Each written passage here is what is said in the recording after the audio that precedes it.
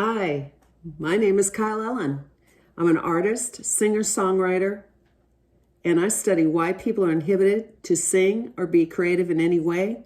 I have a master's degree in humanistic transpersonal psychology with an emphasis on why people are inhibited to sing or be creative in any way. I have a book and a CD. It's called Imagine What's Inside. It's on Amazon and Spotify, but it's Imagine What's Inside. Because if I don't know anything about you and you're not talking and I'm just looking at you, what do I know about you? Nothing. I know this. You know my hair, you know this hot sweater I have on right now, you know my teeth, my eyes, my tone of voice, but you don't know anything about who I am, what I've gone through in my life, what I haven't gone through in my life. And it's the same for everybody, unless you start talking. And people have the most fascinating stories if you just take the time to really want to know, want to ask, what have you gone through in your life? What one thing are you thinking about right now that you're thinking, oh, well, I'd like to say this, or I'd like to tell her that, What is that? Because I'd like to know.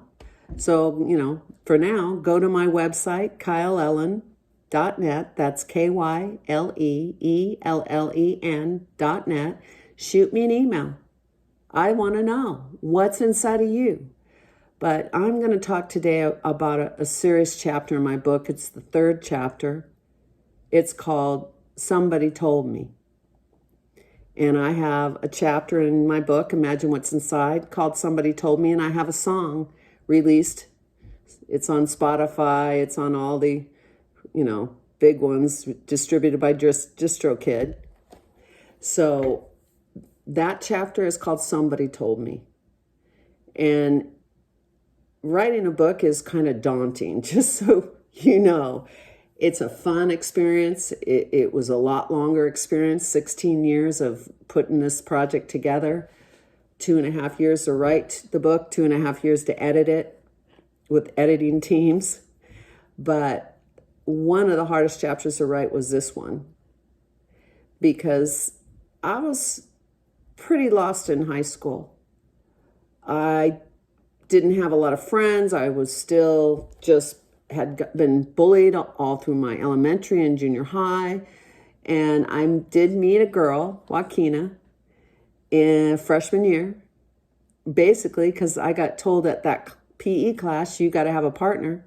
And I walked up to her scared to death and said, will you be my partner? And she said, yes. And that was kind of the beginning of everything.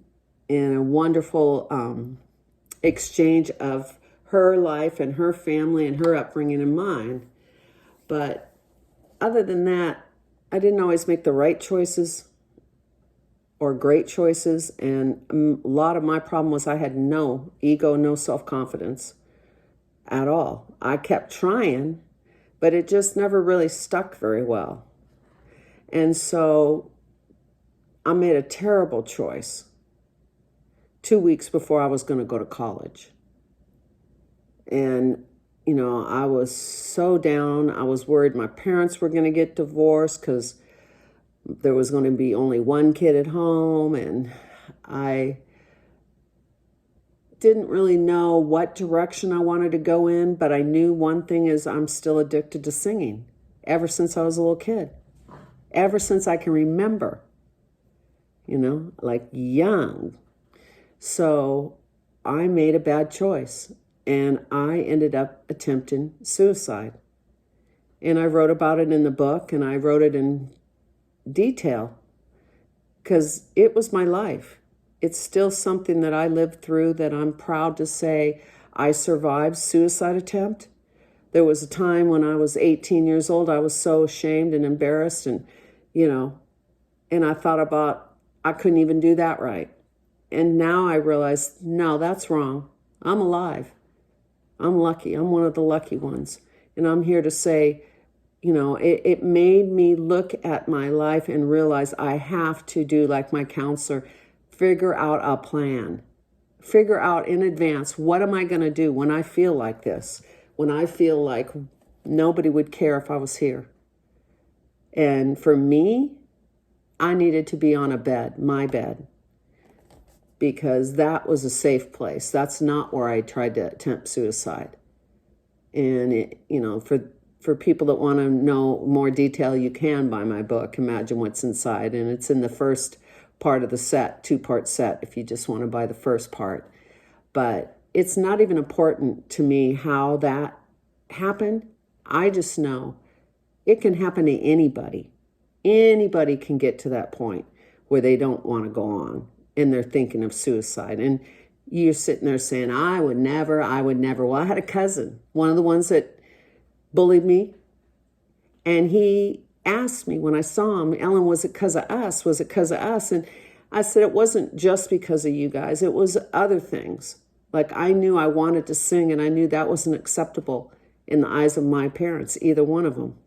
And I didn't exactly understand why. Why is this so unacceptable? If this is what I'm really good at and really that much better at than a lot of people, because that's what a lot of people have said. And I did win Secret Star of the Week, KHJ Channel 9, among other things. But, I just am here to tell people the main thing that I know is get a plan. If you think there's any chance, or even if you think there isn't, get a plan if you ever get there. Because years later, 3 or 4 years later, I talked to the same cousin and he had told me, Ellen, I would never do that. I'm sorry you did that. I apologize for what we did to you, but I would never do that. I would never attempt suicide. That would never happen. And 4 years later on the phone, he told me, Ellen, whatever you're doing, whatever this project is and sharing what you went through, do it. Because I told you I would never, ever, ever attempt suicide. And Ellen, I just did. And I'm glad I'm okay. But that made me realize, wow, not just the ones of us that go, it might happen. I get kind of depressed. I get pretty down, It's not just those people. It's anybody. Anybody can have events happen in their life that lead them to that place. What matters is, do you have a plan? What can you do? Who are you calling? Get a buddy system. They say if you swim in the ocean, you should have a buddy. Always be 2 of you. Always a buddy. Same thing should be about our life. Our life is the most precious thing we have. And you may think it's terrible, your life is rotten, but you don't know what's coming down the road. And I used to think, yeah, right, because what comes is not good either. But if you go long enough, something amazing will come into your life. I'm sure of it. God's shown me, and I've gone through some really hard times, but God has given me and blessed me with other great things like a granddaughter. So you can never, ever not realize it's just what's going on right now. The good and the bad, it all goes together, no matter you want it to or not. So when you go through that bad where there's a little rain and sometimes it's a storm, just hold on. Don't overthink it.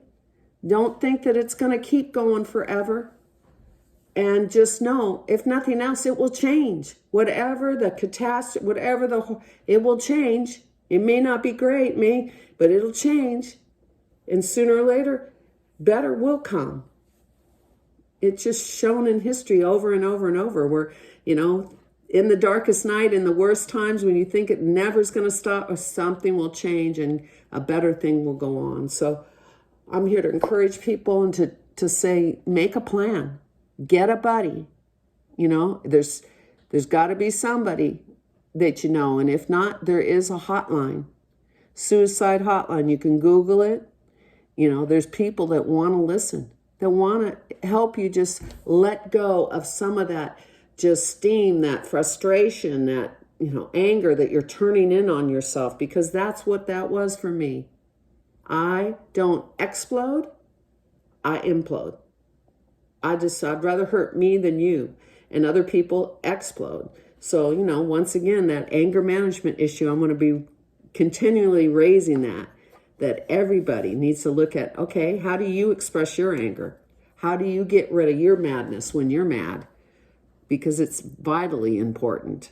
And committing to love is the key to keep people here instead of making, I made a choice, a momentary choice that could have affected my life not just my life, it would have affected my siblings, my friends, it would have affected people. And I just want to make sure that everybody realizes there is a better way. There's always a better way. And maybe life will evolve and change, and it doesn't always go to a really fun place. But you can do hard. You just don't realize it. You can do hard, and you can get through this one day at a time. And committing to love is the way to do it. Because you need to start first and foremost with loving yourself. That's the thing I left me at the bottom of the pile. That you cannot do if you are feeling depressed and down and out. You have to think of ways. Like now, lately, I've been just doing a little mask, putting on those little paper masks at night. And I sit and have a little cup of tea and I think, I'm having a party for me. For me. Because I'm depleted sometimes. I'm a little like, okay, am I doing things right? And, where's my ego? So I just want to reach out to everybody that's not feeling like they want to go on. And know that people want to help you. Know that you can pick up a hotline.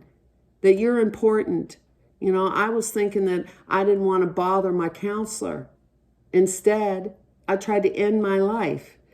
Like, I was just 18. So I was young, and there are younger, I understand that, and there's older, but I'm telling you, you can do something. So one thing that helps me a lot is I think of Mother Teresa, because I think, staying humble ain't a bad thing.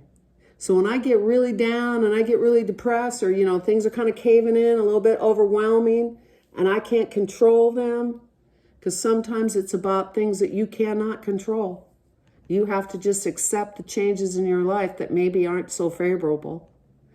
But you can commit to love, and you can reach out and try to help other people. Pick up the phone. Don't wait for the phone to call you. Pick up the phone.